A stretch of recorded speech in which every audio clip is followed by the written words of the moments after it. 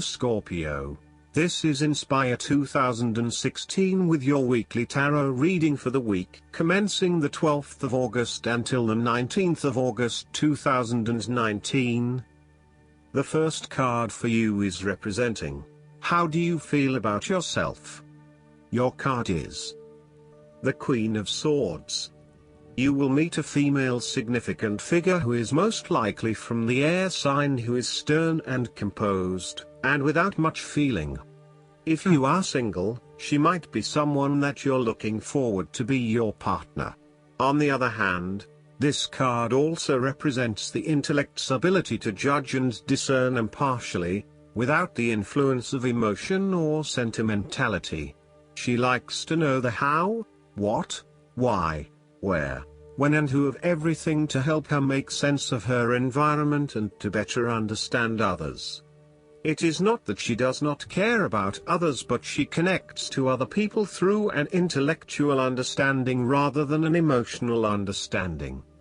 The Queen of Swords is a sign that you need to be independent in thought and in judgment.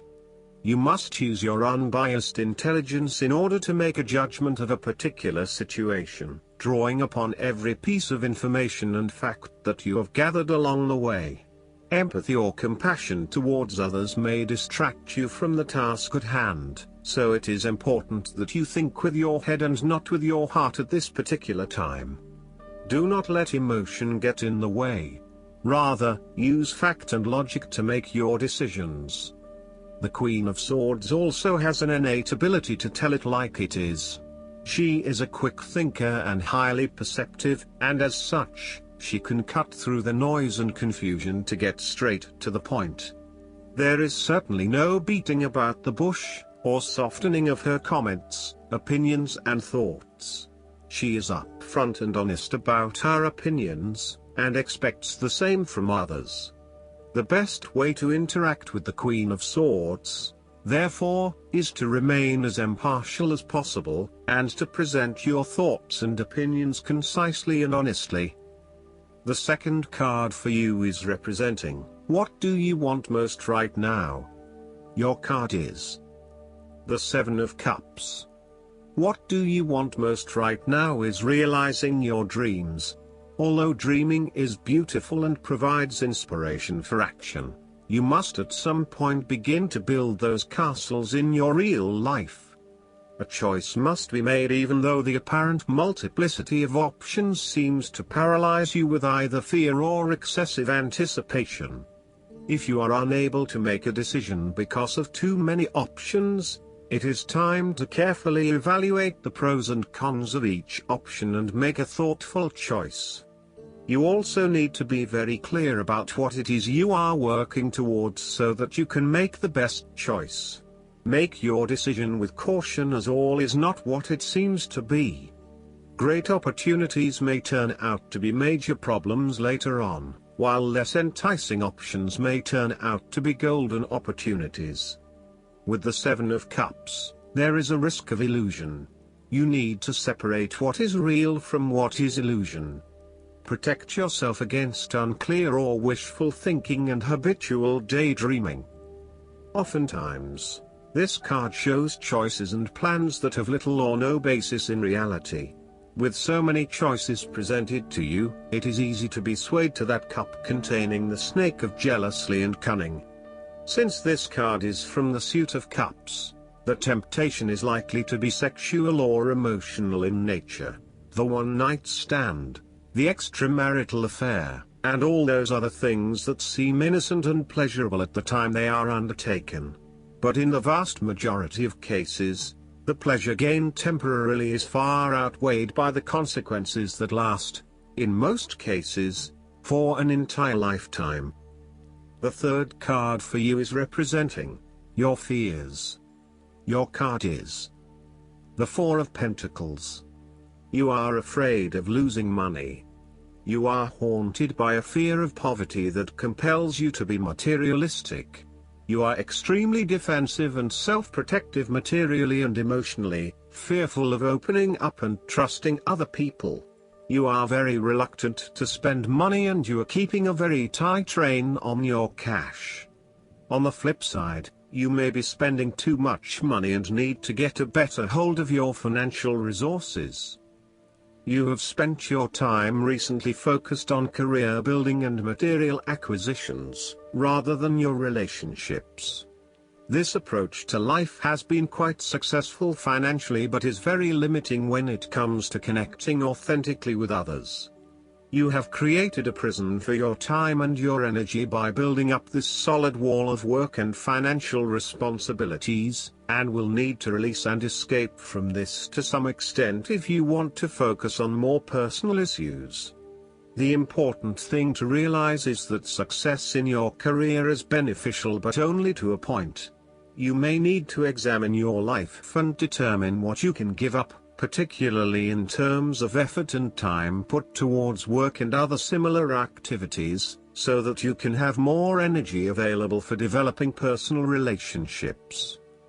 The Four of Pentacles asks you to loosen your hold on your need for security and stability and step outside your comfort zone. While it will feel a bit shaky at the start, this is an important step in your personal development.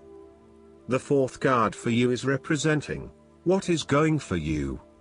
Your card is the Nine of Pentacles. You have worked hard to get here, so now, sit back and relax and enjoy some of life's luxuries. You deserve it. Do not be afraid to splurge, indulge or pamper yourself, particularly if it is as a reward for all of your hard work.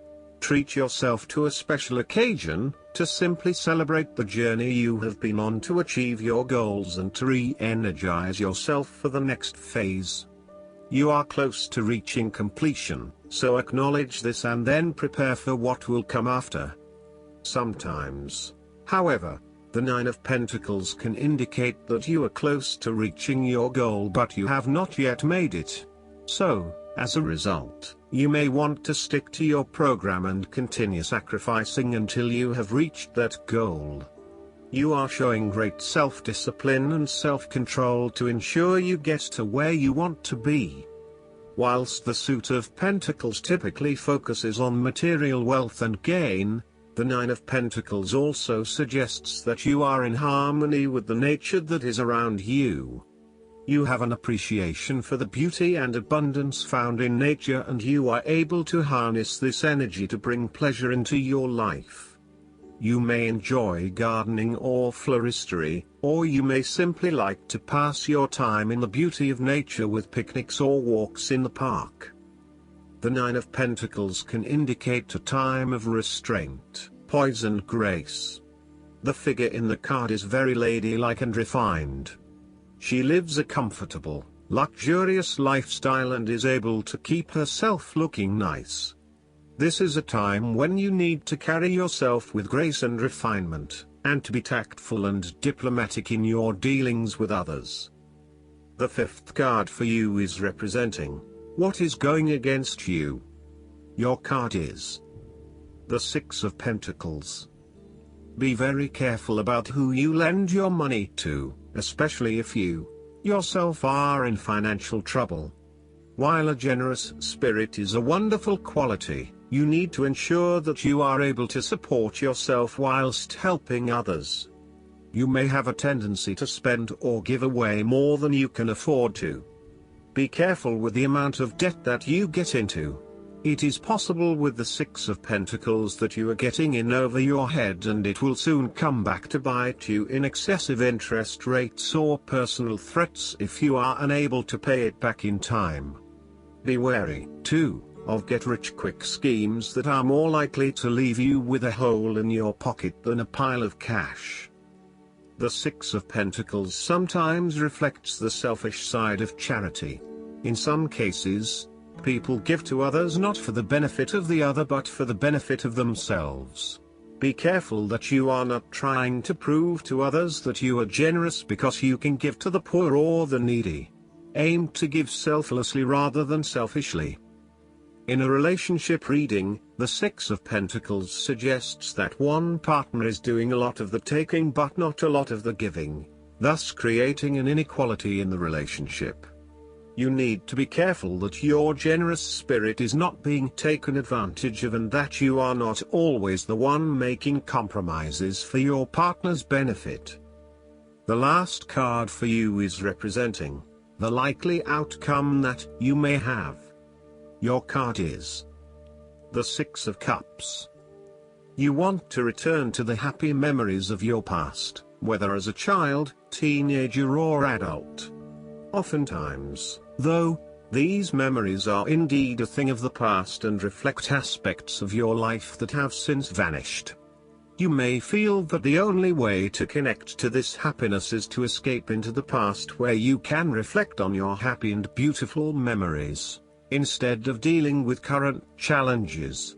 This is fine if you are simply taking a walk down memory lane, but it is important that you live in the present and accept your current circumstances rather than always living in the past. Oftentimes, there is nothing wrong with looking back at the good times for inspiration when things are not going so well.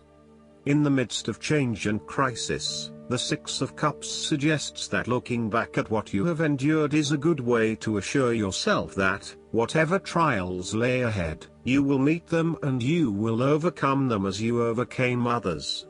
You need to take time out to heal, look back on the past and all the good that lies there. During this period of reflection, there is no need to focus on the negative. Instead, bring all of the positive energy from the past into your present and your future. The fallen cups are now full and upright again, but with blooming flowers that cannot be spilled or washed away. Now that you have looked back, the way forward will be clear and enlightening. The Six of Cups can represent a return to a familiar environment or to a childhood place. You may return to your hometown, to your parents' house, to your high school or even kindergarten. You could be going to a high school reunion or reconnecting with a childhood acquaintance. A teenage sweetheart or past lover may turn up again. Allow yourself positive, nostalgic memories of childhood, friends and family. If you can, spend time with younger people. Last but not least, the guidance card for you is the Memories. This card guides you to reflect on happy memories as you look back on your life. Remembering the good times can elicit those joyful feelings and help you focus upon the love instead of pain. If you are grieving the loss of a loved one, feeling glad for the time that you did spend together is especially helpful. Your guidance includes honoring these memories through a photo album or scrapbook, through a memorial contribution or celebration, or by writing your memoirs in an autobiographical book or article. If you experience recurring challenging flashbacks, it may be time for you to work with a counselor who's specially trained in trauma therapy. This professional can help you shed the shadow of the past in a way that's healthy and promotes growth. I hope that you enjoy everything, and if you like the reading, just please click subscribe and you will get the instant notifications every time we publish a new video right to your YouTube. Thanks.